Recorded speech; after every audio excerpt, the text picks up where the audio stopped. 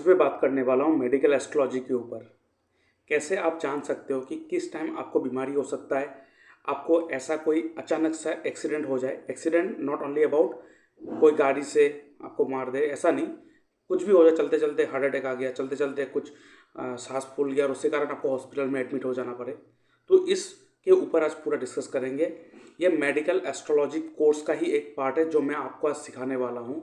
इसमें ये पूरा आप देखिए और आप जान पाओगे कि किस टाइम किस तरह से आप देख सकते हो कि आपको कैसे बीमारी हो सकता है। उसके लिए आपको केपी चार्ट देखना पड़ेगा और इसमें 2-3 चीज़ आपको हमेशा याद रखना पड़ेगा। That is house activation and planet linked with that house.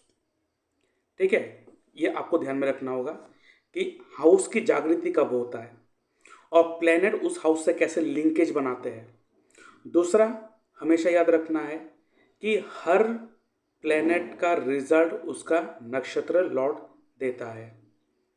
Planet जो है जिसका दशा आएगा वो बनेगा सोर्स, माध्यम किसी भी रिजल्ट को आपके लाइफ में पहुंचाने का, और वो जिस नक्षत्र में बैठा होगा वो बनेगा रिजल्ट ओरिएंटेड, वो रिजल्ट प्रोवाइड करेगा।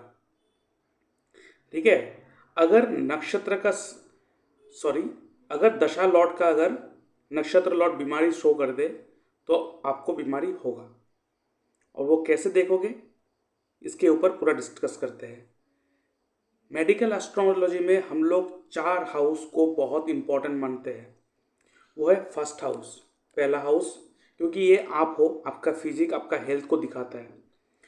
फर्स्ट हाउस अगर खराब होगा तो आपके साथ कुछ ना कुछ हमेशा लगा ही रहेगा। हेल्थ वाइज आपका इम्यून डाउन रहेगा, आपका इम्यून सिस्टम थोड़ा कमज़ोर रहेगा, हेल्थ थोड़ा वीकनेस रहेगा। उसके बाद जो बीमारी देते हैं हमारे वो है सिक्स्थ हाउस। सिक्स्थ हाउस जो है वो हमें बीमारी देते हैं हमारे। और एथ हाउस जो है, eighth house is all about pain and suffering. Eighth house के कारण हमें एक्सीडेंट भी होता है, एथ हाउस के कारण हमें सर्जरी भी होता है, और जितने भी पेन एंड सफरिंग है वो एथ हाउस देते हैं। और 12th हाउस हॉस्पिटलाइजेशन।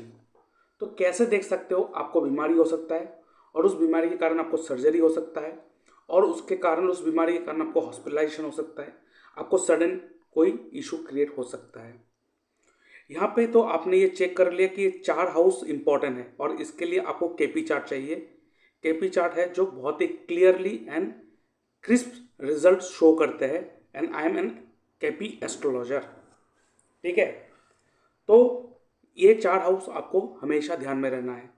उसके बाद आपको पता है आयुर्वेदिक में 3 दोषों के ऊपर बात करते हैं, त्रिदोष, बद, वात, पित्त एंड कफ। बद, पित्त एंड कफ।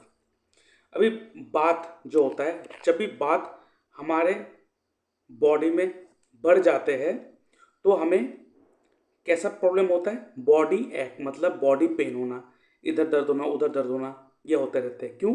ये है वायु प्रदान, यार एयर से डोमिनेट करते हैं वायु प्रदान। बॉडी में जब वायु बढ़ जाता है तो इसके कारण हमें बॉडी एक्ट होते हैं, बॉडी में पेन होते हैं। और इसका जो प्रमुख प्लैनेट है जो रूल करता है वर्थ को, वो है सैटर्न एंड राहु, क्योंकि दोनों ही वायु प्रदान प्लैनेट है। उसके बाद पित्त। पित्त जो है वो बॉडी का फायर दिखाते हैं। जब भी फायर इंक्रीज हो जाते हैं तो पित्त डिसबैलेंस होते हैं, और ये फायर बहुत इंपॉर्टेंट है हमारे डाइजेशन के लिए, जिसे हम लोग कहते हैं जट अग्नि। और इस प्लेनेट का इस पित्त का जो प्लेनेट डोमिनेट करता है वो है सन, मार्स एंड केतु। और जब भी पित्त आपके बॉडी में इंक्रीज हो जाएगा तो आप देखेंगे कोई व्यक्ति आपको हमेशा कंप्लेन करते हैं, कुछ खाने के साथ साथ आपके बॉडी में एसिड बनने लगते हैं, एसिडिटी हो जाए, कुछ भी खाए, कुछ खाते ही एसिडिटी बन जाए, इसका मतलब पित्त बढ़ जाता है। ये जानना आपके लिए ज़रूरी है, ये मेडिकल एस्ट्रोलॉजी में आपको काम आएगा। आप उस चीज़ के हिसाब से अपने बॉडी में जो भी इशू है उसको आप ठीक कर सकते हो। उसके बाद और पित्त जब बढ़ जाएगा क्या होगा, एसिडिटी बढ़ जाएगा। एसिडिटी जब बढ़ जाएगा क्या होगा, आपके कैल्शियम डिफिशिट हो जाएगा, कैल्शियम जो है बॉडी में वो कम होने लग जाएगा, तो आपको बोन रिलेटेड इशू देने लग जाएगा। ठीक है, उसके बाद है कफ। अब कफ रिलेटेड जब भी प्रॉब्लम आता है या कफ जो बॉडी में बढ़ जाता है, तो कफ क्या होता है, कफ जो है वो आपको थोड़ा स्लो कर देते हैं, लेजी कर देते हैं, कुछ भी करने का मन नहीं, कुछ एक ही जगह में पड़े रहेंगे, वाटरी सब्सटेंस इंक्रीज कर देते हैं। ठीक है, जब मिल्क प्रोडक्ट या कोल्ड आइटम ज़्यादा खाने लगते हैं तब ये इशू होता है। और इसका जो प्रमुख प्लेनेट है वो है वीनस एंड मून। अब यहाँ पे मर्क्यूरी एंड जुपिटर रह गया है। मर्क्यूरी जो है वो एक्ट करेगा अकॉर्डिंग विद द कॉन्जंक्शन। मर्क्यूरी का खुद का कुछ नहीं है, तो जिस प्लेनेट के साथ बैठेगा वही पित्ती, वत या कफ का वो एट्रीब्यूट एडॉप्ट कर लेगा। अभी रह गया जुपिटर। जुपिटर जो है वो वत और कफ दोनों का ही डोमिनेट करता है, लेकिन maximum time Jupiter also behave like mercury. वो जिस प्लैनेट के साथ बैठेगा वैसा ही एक्ट करने लग जाएगा। ठीक है, अब बात करते हैं एक्टिवेशन के ऊपर। हाउस कैसे एक्टिवेट होते हैं। देखिए हाउस एक्टिवेट तब होगा जब उस हाउस का मालिक का दशा ऑपरेट होगा। फॉर एग्जाम्पल, अब मान लीजिए यही कुंडली देख लीजिए, केपी चार्ट है। अब यहाँ पे सूर्य देखिए 10th हाउस में बैठा है, तो ये 10th हाउस को भी लेके बैठा है। और इसका जो राशि है लियो, तो फर्स्ट हाउस। तो सूर्य के पास, सन के पास 2 हाउस है, first house and 10th house. तो जब भी सन का दशा आएगा ये 2 हाउस एक्टिव कर देगा। अब यहाँ पे मर्क्यूरी देखिए, मर्क्यूरी भी 10th हाउस में बैठा हुआ है। और मर्क्यूरी का जो खुद का राशि है वो देखिए यहाँ पे है और यहाँ पे है, 2nd house and 11th house. इसका मतलब मर्क्यूरी के अंडर कौन से हाउस है, मर्क्यूरी के अंडर आपका 10th house, 2nd house and 11th house. तो ऐसे ही आप अपने स्क्रिप्ट बना लीजिए। आप देखिए प्लेनेट कौन से हाउस में बैठा है तो वो हाउस को भी एक्टिव करेगा, साथ साथ में वो जिस हाउस को रूल करता है, मतलब उस प्लेनेट का राशि जिस हाउस में है उस हाउस को भी एक्टिव करेगा। ठीक है, जिसे हम लोग कहते हैं activation of house and planet connect with the house. अब मान लीजिए किसी का दशा चल रहा है सूर्य का, सन का, ठीक है, या मान लीजिए शनि का। अभी इस प्लेनेट को ही ले लेते हैं, इस कुंडली को ही ले लेते हैं। अभी मान लीजिए अगर सूर्य का दशा एक्टिव हुआ है तो वो कौन से हाउस को एक्टिव करेगा, वो जिस हाउस में बैठा है और वो जिस हाउस का मालिक है। अभी सूर्य देखिए 10th हाउस में बैठा है और फर्स्ट हाउस का भी मालिक है क्योंकि उसका राशि भी फर्स्ट हाउस में है। तो सन के दशा में वो फर्स्ट हाउस और 10th हाउस को एक्टिव करेगा। अभी मान लीजिए शनि का महादशा चल रहा है या अंतर्दशा चल रहा है या पति अंतर्दशा चल रहा है।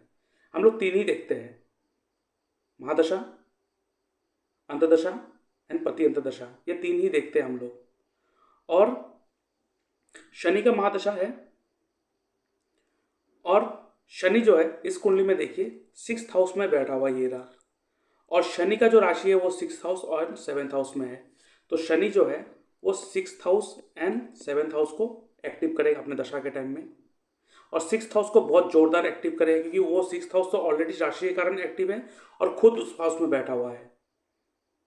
ठीक है, तो जब भी आप देखोगे दशा और अंतर्दशा में जब देखोगे और पति अंतर्दशा में जब देखोगे और जब देखोगे वो प्लेनेट अगर 6th हाउस, 8th हाउस और 12th हाउस को एक्टिव कर रहा है किसी भी तरीके से, तो ये आपको कुछ ना कुछ प्रॉब्लम उस समय देगा। अगर मान लीजिए 6th, 8th एंड 12th तीनों को ही एक्टिव कर चुका हो, ठीक है, तो 6th हाउस बीमारी देगा। उस बीमारी के कारण एक्यूट डिजीज हो जाएगा, एक्यूट पेन होगा। 8th हाउस सर्जरी है और उसके कारण हॉस्पिटलाइजेशन होगा और सर्जरी भी होगा। अगर मान लीजिए दशा ने सिर्फ 6th हाउस दिया है, ठीक है, मान लीजिए first house and 6th house. अब फर्स्ट हाउस क्या है, हेल्थ है। 6th हाउस क्या है, बीमारी। हेल्थ के कारण हेल्थ को बीमारी लगा रहेगा, बॉडी में कुछ ना कुछ तकलीफें लगा रहेगा। अभी अगर यहाँ पे सिर्फ 6th हाउस एक्टिव होगा तो उस पर्सन को छोटी मोटी बीमारी लगा रहेगा। ठीक है, ओनली 6th हाउस एक्टिव है, यहाँ पे 8th और 12th नहीं है, तो इसको बीमारी लगा रहेगा कुछ ना कुछ। ठीक है, अभी मान लीजिए यहाँ पर 8th हाउस एक्टिव है, मतलब first house and 8th house है, 6th हाउस और 12th हाउस नहीं है, तो इस पर्सन को क्या होगा पता है? डेंजर, पेन एंड इंजरी होगा, क्योंकि 8th हाउस एक्टिव है। डेंजर, पेन होगा बॉडी में कुछ ना कुछ, इंजरी होगा कुछ ना कुछ सडन। अगर 6th हाउस नहीं है, अगर 6th हाउस नहीं है, सिर्फ 8th हाउस है, तो आपको सडन होगा, मतलब बीमारी तो है लेकिन एक व्यक्ति में कुछ बॉडी में कुछ प्रॉब्लम नहीं है, चलते चलते हार्ट अटैक आ गया तो अचानक हुआ, जिसके कारण आपको उम्मीद नहीं है। अभी मान लीजिए किसी को बीमारी है, आपको पता है इनको हेल्थ का ये इशू है और इसके कारण कुछ बड़ा कुछ हो गया, तो आप कहते हैं हाँ ये बीमारी बहुत दिन से उसका चल रहा था, इसका मतलब उस समय 6th हाउस एक्टिव है। अभी 6th हाउस एक्टिव होने का मतलब बीमारी बॉडी में है और हमें पता है कि बीमारी है, लेकिन 8th हाउस जब एक्टिव होगा हमें पता नहीं होगा कि बीमारी है कि नहीं है, वो अचानक होगा कुछ ना कुछ। इसलिए 8th हाउस को सडन एक्सीडेंट को भी मानते हैं, सडननेस को भी मानते हैं। अभी मान लीजिए किसी कुंडली में first house, 6th house and 8th house active हो चुका हो, तो फर्स्ट हाउस फिजिक्स है तो हेल्थ इशू रहेगा, 6th हाउस बीमारी है, बीमारी दे देगा, और उस बीमारी के कारण, ठीक है, 8th हाउस क्या है? सर्जरी। उस बीमारी के कारण इसको सर्जरी भी होगा अगर 8th हाउस दे तो। ठीक है, और मान लीजिए अगर दशा ने जो एक्टिव किया है वो एक्टिव किया है first house, 8th house and 12th house साथ में एक्टिव किया है, इसका मतलब यहाँ पे 6th हाउस नहीं है, 8th एंड 12th है, 6th हाउस नहीं है, 6th हाउस क्या है? 6th हाउस बीमारी है। अब क्या होगा, यहाँ पे आपको पता नहीं कि बीमारी है, अचानक कुछ ना कुछ हो जाएगा, चलते चलते कहीं एक्सीडेंट हो गया, चलते चलते कुछ ना कुछ हार्ट अटैक हो गया, चलते चलते कुछ ना कुछ ऐसा सांस फूल गया जिसके कारण तुरंत हॉस्पिटल लेना पड़ा।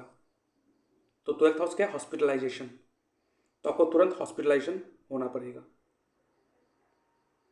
ठीक है, अभी मान लीजिए फर्स्ट हाउस है, 6th हाउस है एंड 12th हाउस है, 8th हाउस नहीं है, तो बीमारी तो है, और वो बीमारी का जो कारण है सबको पता भी है क्या बीमारी है क्या है, और वो बीमारी के कारण उनको 12th हाउस आने के साथ साथ क्या हॉस्पिटलाइजेशन भी करना पड़ेगा। तो कभी ना आप देखेंगे कोई व्यक्ति कहे नहीं मैं तो पूरा ठीक हूँ, मुझे कोई प्रॉब्लम नहीं है, लेकिन उसको पता नहीं है कि बैकग्राउंड में क्या होने वाला है। तो जब अपना कुंडली खोलोगे और जब हाउस एक्टिवेशन देखोगे, फिर क्लियर हो जाएगा कि इसको सडन कुछ होना होगा, इसमें उनको कुछ ना कुछ स्टेप लेना पड़ेगा। ठीक है, तो ये तो आपको पता चल गया कैसे देखोगे। अब यहाँ पे देखो, जो प्लेनेट ये हाउसेस को दिखाएगा, अब देखना उस प्लेनेट के कारण उसको बीमारी होगा, मतलब अगर शनि राहु दोनों में से कोई एक प्लेनेट 6, 8, 12 एक्टिव कर रहा है, तो उसको बात रिलेटेड इशू होगा और उसके कारण उनको बीमारी होगा, या तो सडन कुछ होगा या तो हॉस्पिटलाइजेशन होगा। तो बात का जो भी आइटम होते हैं खाने का उसे कम कर देना है, और बद को ठीक करने का जो फूड आइटम है उसे खाना है। तो इसे अगर आप ऑनलाइन कहीं यूट्यूब में भी कहीं भी आयुर्वेदिक रिलेटेड चीज़ों को सर्च करोगे आपको मिल जाएगा। अभी मान लीजिए ये जो दशा एक्टिव हुआ है, यह दशा का प्लेनेट सन, मार्स, केतु है, तो पित्त के कारण इनको बीमारी होगा। तो पित्त रिलेटेड चीज़ों को कम कर देना है उस समय, और उसे कम करना है, और उसको ठीक करने का जो खाना होता है उसे खाना लेना है।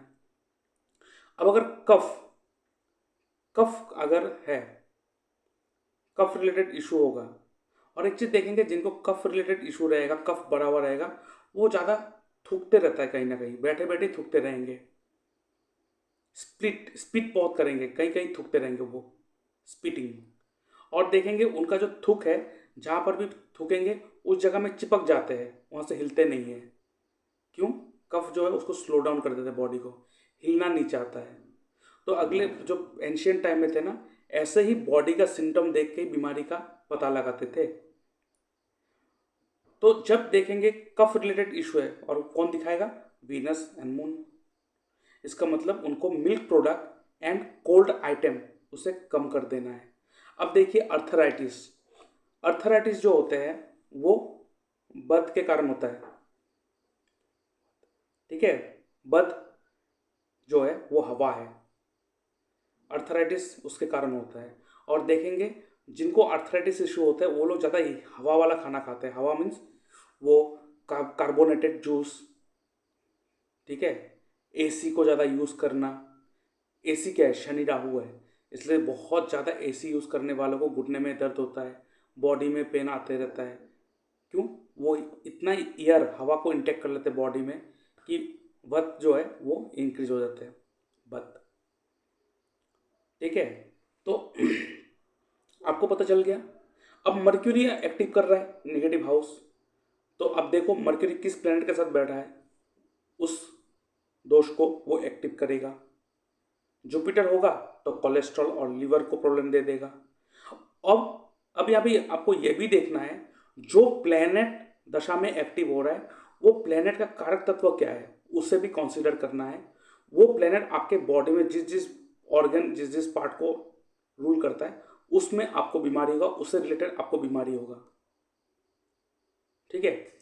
अब यहाँ पे ये तो मैंने आपको समझा दिया, लेकिन परफेक्टली आप कैसे देखोगे, आप देखो आपको कैसे देखना है, क्योंकि रिजल्ट जो है वो हमेशा नक्षत्र लौट देते हैं।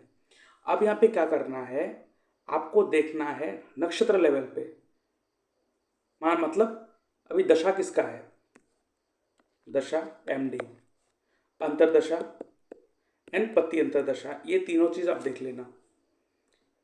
महादशा का प्लेनेट, अंतरदशा का प्लेनेट और पति अंतरदशा का प्लेनेट, ठीक है। उसके बाद ये जो प्लेनेट है किस नक्षत्र में बैठा हुआ है, किस नक्षत्र में बैठना है, किस नक्षत्र में बैठा हुआ है देखना है। क्यों?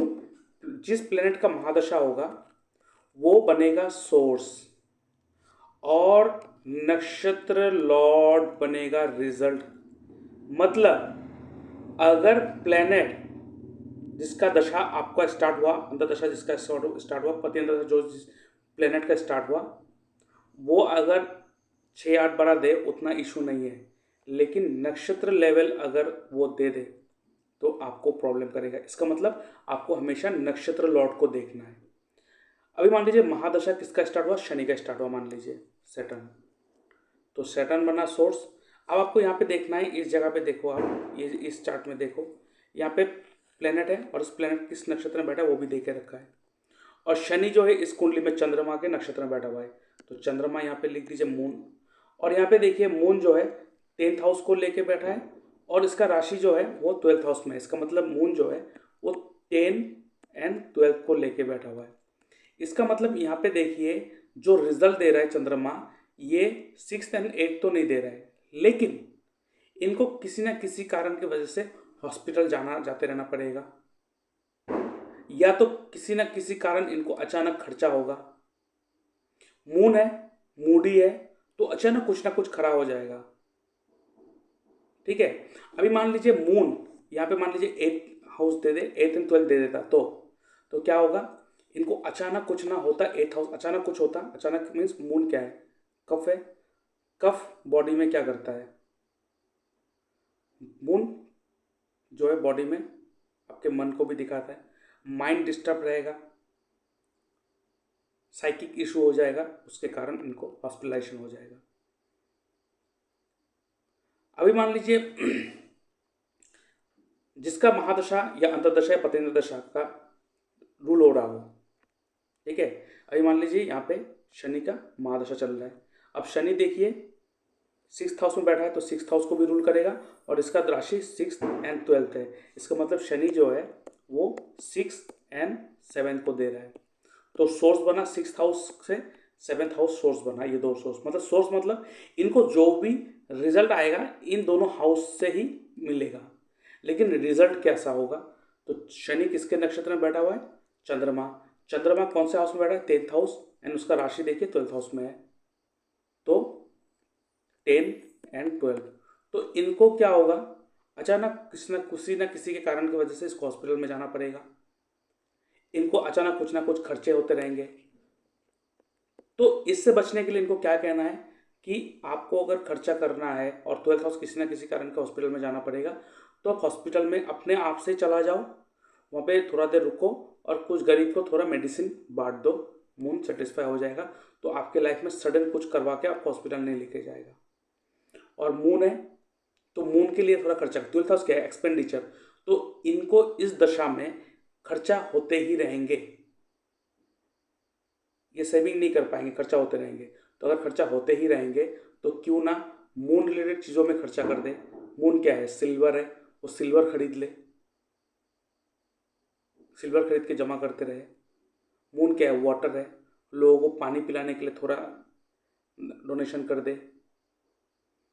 10th हाउस क्या है, प्रोफेशन है, तो ये थोड़ा, और 12th हाउस क्या है, फॉरेन है।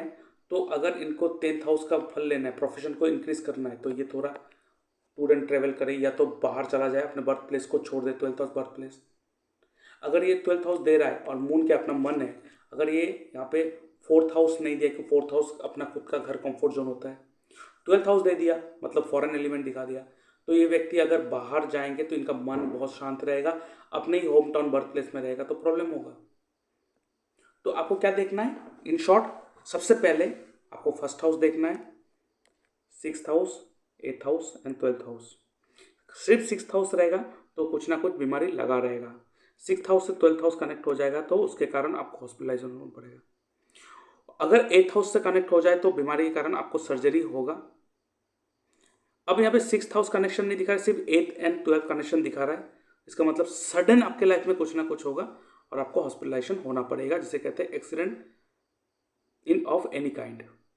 और ये कैसे देखोगे, आपको देखना है दशा, अंतरदशा एंड पत्यंतदशा। अंतरदशा जिसका भी है वो आप नोट डाउन कर लो और देखो वो कौन से हाउस को रूल कर रहे हैं, वो भी स्क्रिप्ट बना लो। मतलब वो जिस हाउस में बैठा है उस हाउस को भी एक्टिव करेगा और उसका राशि, उस प्लेनेट का जिस जिस हाउस में राशि लिखा है उस हाउस को भी एक्टिव करेगा, प्लस खुद जो प्लेनेट है उसका जो एट्रीब्यूट है वो एक्टिव होगा। ठीक है, उसके बाद देखिए वो जिसका दशा है, महादशा का जो प्लेनेट है वो किसके नक्षत्र में लिखा है, वो कौन से हाउस को दे रहा है, उसको भी स्क्रिप्ट बना लो। ठीक है, अभी मान लीजिए मर्क्यूरी का दशा चल रहा हो और इस कुंडली में देखिए मर्क्यूरी का राशि 2nd एंड 11th हाउस में रखा है और मर्क्यूरी 10th हाउस में बैठा हुआ है। ठीक है, कोई बात नहीं, mercury 2nd house, 10th house and 11th house को लेके बैठा है और मर्क्यूरी का महादशा आ गया तो ये इस हाउस को एक्टिव कर लेगा। अब मर्क्यूरी का महादशा चल रहा है लेकिन मर्क्यूरी किस नक्षत्र में बैठा हुआ है, अभी मान लीजिए मर्क्यूरी जो है वो बैठा है शनि के नक्षत्र में, यहाँ पे शनि लिख देते हैं। ठीक है, या दो एग्जाम्पल लेंगे, या तो मान लीजिए जुपिटर के नक्षत्र में बैठा है, मर्क्यूरी का महादशा शनि के नक्षत्र में बैठा है या तो जुपिटर के नक्षत्र में बैठा है, फॉर एग्जाम्पल ले रहे हैं ताकि आपको समझने में आसानी हो। अभी शनि देखिए कहाँ बैठा है, 6th हाउस में बैठा है, तो यहाँ पे 6th लिख दीजिए और इनका राशि भी 6th house and 7th house में है तो यहाँ पे 7th लिख दीजिए। अब क्या होगा, 6th हाउस दिखा दिया, इसका मतलब बीमार होगा, इसको बीमारी होगा। तो अब आपने देखा मर्क्यूरी का दशा चल रहा है, आपने कहा कि इनका बहुत अच्छा है, कोई इशू नहीं, कोई प्रॉब्लम नहीं है, 2nd हाउस 11th हाउस दिखा रहा है, लेकिन आपको पता नहीं कि हमेशा एक प्लेनेट का जो रिजल्ट होता है वो हमेशा उनका नक्षत्र लौट देते हैं और नक्षत्र लेवल में आपने देखा वो 6th हाउस दे रहा है। तो मर्क्यूरी के महादशा में या अंतर्दशा में, पत्यंत दशा में इनको बीमारी होगा, इसका मतलब मर्क्यूरी इनको बीमारी देगा। और मर्क्यूरी किस तरह का बीमारी देगा, वो कैसे देखोगे, क्यों मर्क्यूरी खुद का तो कोई एट्रीब्यूट नहीं है, अगर मर्क्यूरी की जगह में कोई दूसरा होता तो उस हम कहते हैं उस त्रिदोष में से कोई एक दोष ले लेता, लेकिन मर्क्यूरी देखिए सन के साथ क्लोजली कॉन्जंक्ट है। अभी सन क्या है, पित्त, तो इसका मतलब एसिडिटी होगा, ब्लड रिलेटेड इशू होगा। क्यों, पित्त कौन है, sun, Mars and Ketu, bone marrow related issue होगा, एसिडिटी, एक्यूट एसिडिटी होगा, उसके कारण कैल्शियम डेफिसिट हो जाएगा। तो उसको क्या बोलना पड़ेगा कि पित्त खाने का जो चीज़ें, high acidity food, spicy food, वो सब कम कर दो, सात्विक खाना खाना स्टार्ट कर दो। देखिए कितना इजी है एस्ट्रोलॉजी, सो इजी। अब यहाँ पे जुपिटर का ले लेते हैं, शनि का मैंने ले लिया। अब मान लीजिए जुपिटर के नक्षत्र में बुध बैठा हुआ है। अब जुपिटर देखिए कौन से हाउस को रूल कर रहा है, 5th house and 8th house, और जाके कहाँ बैठा है, 12th हाउस में। इसका मतलब 5th house, 8th house and 12th house. अब देखिए 5th हाउस जो है वो बीमारी से बचाता है, ठीक है। 5th हाउस जो है बीमारी से बचाता है क्योंकि वो 6th हाउस को नेगेट करता है, तो इनको बीमारी नहीं होगा। और मैंने ये क्यों कहा 5th हाउस 6th हाउस को नेगेट करता है, क्योंकि केपी के हिसाब से हर हाउस का लॉस उसका 12th हाउस करवाता है। इसका मतलब जब 5th हाउस एक्टिव होगा तो अगर 6th हाउस से काउंट करोगे 1 2 3 करके, तो 5th हाउस 12th हाउस बनेगा। तो 12th हाउस तो 6th हाउस के लिए लॉस ही है ना, क्योंकि आपको पता है 12th house is all about losses. तो 6th हाउस क्या कर रहा है, 6th हाउस नेगेट हो रहा है, इसका लॉस हो रहा है, तो उसको बीमारी नहीं होगा। लेकिन 8th हाउस और 12th हाउस दोनों कनेक्ट है, इसका मतलब सडन कुछ होगा और उसके कारण उनको हॉस्पिटलाइजेशन होना पड़ेगा। इसका मतलब अगर मर्क्यूरी जुपिटर के नक्षत्र में बैठा है तो मर्क्यूरी के टाइम में जो लोग कहेंगे कि बहुत ही अच्छा रिजल्ट दे रहा है, कोई टेंशन नहीं है, लेकिन उन लोगों को पता ही नहीं कि नक्षत्र लेवल में क्या हो रहा है। इसलिए मैं कहता हूँ एस्ट्रोलॉजी में अगर आप लोग आना चाहते हो तो इन डेप्थ आइए, इसको सीखिए। ऐसे ही किसी चीज़ में ऊपर से करके कोई फ़ायदा नहीं है, कुछ नहीं प्राप्त होगा आपको, ठीक है। तो यहाँ पे आपने देखा कि 8th हाउस और 12th हाउस दिखा रहा है, इसका मतलब मर्क्यूरी के महादशा में या अंतर्दशा में, पति अंतर्दशा में इनको सडन कुछ ऐसा एक्सीडेंट हो जाएगा जिसके कारण इनको हॉस्पिटलाइजेशन होना पड़ेगा, तो उस समय हम लोग रेमेडी देंगे। ये तो हो गया एक्टिवेशन के हिसाब से जो दशा महादशा पति अंतर्दशा करेंगे। लेकिन एक और होता है जो फिक्स्ड एक बीमारी होता है, लोगों को होता ही है कि ये बीमारी आपको होगा ही होगा, हमेशा इस बीमारी के कारण आपको कुछ ना कुछ सफरिंग करते रहना पड़ेगा और इसके लिए लगातार रेमेडी ज़रूरी होता है। तो इसके लिए आपको इसको जानना है तो आप मेरे कोर्स में ज्वाइन होना पड़ेगा फर्दर पूरा एक्सप्लेनेशन के लिए। लेकिन अभी तक मैंने जितना कहा उतना आपके लिए सफिशिएंट है अपने दशा अंतर्दशा पति अंतर्दशा में सेफली आगे बढ़ने के लिए, ठीक है। और आपने देख लिया कि नक्षत्र लेवल ने बीमारी एक्टिव कर दिया, तो आपको क्या करना है, बस डोनेट कर दो उस प्लेनेट का एट्रीब्यूट, उस प्लेनेट का जो भी आइटम है डोनेट कर दो, रेमेडी हो गया, खत्म काम। It's so easy, astrology so easy, ठीक है। तो अगर आप एस्ट्रोलॉजी सीखना चाहते हो तो आप मेरे कोर्स पे ज्वाइन हो सकते हो। ये जो पूरा कोर्स है टोटल हम लोग जो dynamic astro and vastu science professional institute of occult practice certification course provide करते हैं हम लोग एस्ट्रोलॉजी में। तो अगर एस्ट्रोलॉजी कोर्स सीखना चाहते हो तो इनमें से आप कोई भी सिलेक्ट कर सकते हो, ठीक है। हम लोग टोटल 7 कोर्स हम लोग प्रोवाइड करते हैं, जिसमें आपको इंटरेस्ट है आप उसमें कर सकते हो। पहला जो कोर्स है वो है RKP, रतन कोटम राजू पद्धति। उसके बाद जो एस्ट्रोलॉजी कोर्स हम लोग प्रोवाइड करते हैं वो है केपी एस्ट्रोलॉजी कृष्णा मूर्ति पद्धति। दूसरा जो हम लोग प्रोवाइड करते हैं वो है Vedic sure shot prediction and remedy and Navatara chakra पद्धति एस्ट्रोलॉजी कोर्स। उसके बाद 4th कोर्स जो हम लोग ऑफर करते हैं वो है धन प्राप्ति फाइनेंशियल ग्रोथ कोर्स। उसके बाद astro vastu heat theory course. उसके बाद वास्तु कोर्स जो हम लोग वास्तु सिखाते हैं, फुल वास्तु कोर्स। उसके बाद वास्तु प्लस एस्ट्रो वास्तु को दोनों को कंबाइन करके हम ये कोर्स प्रोवाइड करते हैं। तो अगर आप चाहते हो सिर्फ एस्ट्रो वास्तु सीखना वो भी सीख सकते हो, अगर आप वास्तु सीखना चाहते हो तो वो भी कर सकते हो। लेकिन ये दोनों को कंबाइन करके हम लोग और एक कोर्स प्रोवाइड करते हैं जिसे vastu plus astro vastu course ये प्रोवाइड करते हैं हम लोग, ठीक है। ये सर्टिफिकेशन कोर्स है, इसमें आपको रिकॉर्डिंग भी दिया जाएगा। कोर्स खत्म होने के बाद सर्टिफाइड आपको दिया जाएगा। उसके बाद you can be a professional astrologer, ठीक है। और इनमें से आपको जो भी इंटरेस्टेड है आप उसको चूज़ कर सकते हो, ठीक है। और कोर्स कब स्टार्ट होगा वो आप मेरे डिस्क्रिप्शन बॉक्स में जो हम लोग का ग्रुप है व्हाट्सएप ग्रुप उसमें ज्वाइन हो जाएंगे, उसमें लगातार अपडेट्स आपको मिलते जाएंगे, ठीक है। और अगर कुछ ज़्यादा जानकारी लेना है तो आप मेरे इस नंबर पे कॉल कर सकते हो या मुझे मैसेज कर सकते हो, और पेमेंट जो है वो मेरे इस UPI नंबर पे कर सकते हो, ठीक है। और बाकी का डिटेल्स डिस्क्रिप्शन बॉक्स में मैंने दे के रखा, वहाँ से भी देख सकते हो।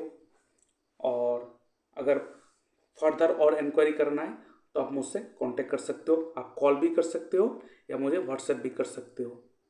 तो इसलिए मैं कहता हूँ आइए इस कोर्स से जुड़िए, इन डेप्थ इसको सीखिए, अपने लाइफ को भी बेहतर बनाइए, लोगों का भी जो लाइफ है उनको भी ठीक करिए, हेल्प करिए, मदद कीजिए। जैसे कि आज आपको पता चला कि दशा जो है वो कैसे रिजल्ट प्रोवाइड करते हैं। तो आपने देखा दशा है अच्छा प्लेनेट का, आप बहुत खुश हो, लेकिन उस समय बहुत जोरदार मार पड़ गया है। क्यों? क्योंकि नक्षत्र लेवल में आपने गया नहीं है। और यहाँ पे और इन डेप्थ हम लोग देखते हैं वो है सबलॉर्ड। KP इतना बढ़िया एस्ट्रोलॉजी है, मतलब पिन पॉइंट छोटे से छोटे माइनर डिटेल्स आपके सामने ला के खड़ा कर देते हैं। यहाँ पे तो आज सिर्फ नक्षत्र से बताया, अगर इस कोर्स से जुड़ोगे तो आपको फिर पता चलेगा कि सब लॉट का भी खेल होता है, और सब लॉट तो बहुत इंपॉर्टेंट होते हैं इसमें। और ये जो कोर्सेस होगा, ये जो क्लास होगा, ये जूम लाइव क्लास होगा, मैं खुद लूँगा आपका क्लास। तो आप देखिए, आप इसमें ज्वाइन होइए, क्योंकि ऐसे तो मैं तो KP एस्ट्रोलॉजी करता हूँ, तो आप KP एस्ट्रोलॉजी में ज्वाइन हो जाइए। KP astrology and astro vastu hit theory, ये दोनों को क्लब करके जब करते हैं ना तो और भी मज़ा आता है। आप डायरेक्ट ये कह सकते हो आपके घर में उस डायरेक्शन में ये आर्टिकल रखा है जिसके कारण आपको ये तकलीफें आ रहा है, आप उस जगह पे जाइए, उसको हटा दीजिए उस जगह से, आप देखेंगे वो प्रॉब्लम भी खत्म हो गया। तो मैं तो कहूँगा आपको KP एस्ट्रोलॉजी के साथ साथ आप एस्ट्रो वास्तु को कॉम्बाइंडली सीखिए तो बहुत अच्छा होगा। और अगर आप चाहते हो कि टोटल नॉलेज लें तो मैं कहूँगा KP astrology, astro vastu and vastu को कंबाइन करके इसको करिए, मतलब 2 and 7 इसको कंबाइन करके करिए, आपके लिए बहुत अच्छा होगा। और यहाँ पे जो RKP सिस्टम है क्या है, रतन कोटियम राजू पद्धति, ये क्या है, ये क्या कोर्स है, इसको एक्सप्लेन करेंगे कभी आगे वीडियो में, लेकिन थोड़ा बता देता हूँ। मान लीजिए किसी के पास कोई टाइम नहीं है, कुछ भी नहीं है, आपको आकर सवाल पूछा है कि मुझे ये कब मिलेगा, मेरा शादी कब होगा, मेरा ये काम कब होगा, तो आप कैसे करोगे? तो ये RKP फॉर्मूला जो है बहुत ही अच्छा एंड प्योर साइंस है, जो आपको क्लियर रिजल्ट दिखा देते हैं। यहाँ पर हम लोग टाइम देखते हैं कि उस व्यक्ति ने किस टाइम पर वो सवाल पूछा है। मान लीजिए जिन्होंने पूछा है वो 7:35 को ये सवाल पूछा है, तो हम ये 7 इसको नहीं पकड़ते हैं, जो मिनट होगा उस मिनट को पकड़ते हैं, और उस मिनट में हम लोग देखते हैं उस समय कौन सा लगन बनता है। वो कैसे देखा जाता है, वो कोर्स में आपको पता चलेगा कि इतने टाइम के बीच में, इतने टाइम के बीच में मेष लगन होता है, इतने टाइम के बीच में टॉरस लगन होता है, तो ये सारा सिखाया जाएगा। और आप उसका उस हिसाब से, उस टाइम के हिसाब से आप कुंडली को बनाओगे, और उस समय जिस समय ये सवाल पूछा गया उसमें आप ट्रांजिशन देखोगे, प्लेनेट कौन से राशि में बैठा है, और उस हिसाब से आप वहाँ पे बिठा दोगे प्लैनेट्स को, और उसके बाद आप धड़ाधड़ प्रेडिक्शन करते जाएंगे। और प्रेडिक्शन कैसे करेंगे, इसका फॉर्मूला क्या है, रूल क्या है, थ्योरी क्या है, वो सारा चीज़ सिखाया जाएगा। तो बहुत ही बढ़िया कोर्स है, इसको ज्वाइन कीजिए, बहुत ही प्यारा साइंस है, ठीक है। ऊपर ऊपर में कुछ मत कीजिए, थोड़ा बहुत यूट्यूब देख लिया, जानकारी ले लिया, उससे बहुत गलत प्रभाव पड़ते हैं लाइफ में। तो इन डेप्थ सीखिए, अपने लाइफ को भी इम्प्रूव कीजिए और प्रोफेशनली कीजिए। किसी चीज़ को करना है तो घुस के करना है, ऊपर ऊपर से नहीं। हाँ करेंगे, प्रोफेशनली करेंगे आप, ठीक है। तो इसमें ज्वाइन होइए। और हाँ, सबसे इम्पोर्टेंट चीज़ यहाँ पे देखिए, नक्षत्र त्रिपाप चार्ट ये फ्री में मैं आप लोगों को दूंगा, और उसका टेक्निक भी आपको सिखाऊंगा। ये नक्षत्र त्रिपाप चार्ट जो है वो मेरा फर्स्ट टाइम मैंने यूट्यूब में लाया है, और जिन्होंने इस चार्ट को लिया है सब ने आज तक कहा है कि ये परफेक्ट अपने टाइम के हिसाब से वो रिजल्ट प्रोवाइड कर रहा है जो करना होता है। अगर आप दशा पढ़ना भी नहीं आता है तो अगर इस नक्षत्र त्रिपाप चार्ट को भी अगर देख लोगे, ले लोगे, तो आपको काम हो जाएगा। तो ये नक्षत्र त्रिपा चार्ट का जो वीडियो का एक्सप्लेनेशन है अब मेरे चैनल में मैंने देके रखा है, प्लेलिस्ट में, वहाँ पे जाके आप देख सकते हो। और इस नक्षत्र त्रिपा चार्ट को आप खरीद भी सकते हो, डिस्क्रिप्शन बॉक्स में मैंने इसका लिंक दे के रखा है। ठीक है, आप जब उसको ओपन करोगे वो पासवर्ड प्रोटेक्टेड है, और इसको जब आप परचेस करोगे तो आप इसको ओपन, मैं पासवर्ड दे दूंगा और आप उसको ओपन करके अपने नक्षत्र के हिसाब से सारा चीज़ प्रेडिक्ट कर सकोगे। लेकिन इसके लिए वीडियो को देखना है, कैसे प्रेडिक्ट करना है वो उसका एक्सप्लेनेशन मैं प्लेलिस्ट में दे के रखा हूँ। आप प्लेलिस्ट में जाइए, वहाँ पे देखिए और चीज़ को सीखिए। लेकिन अगर आप मेरे इस कोर्स में किसी भी कोर्स को आप लोगे उसमें मैं ये फ्री में दे दूंगा। किसी भी कोर्स में, यहाँ पे से जितना भी कोर्स है इन सारे में से सारे से जिसमें भी आप पार्टिसिपेट करोगे उसमें मैं ये फ्रीली आपको चार्ट दे दूंगा और इसका पूरा प्रेडिक्शन टेक्निक आपको सिखा दूंगा। ठीक है, तो अभी के लिए इतना ही। जय Shri Krishna, God bless you all.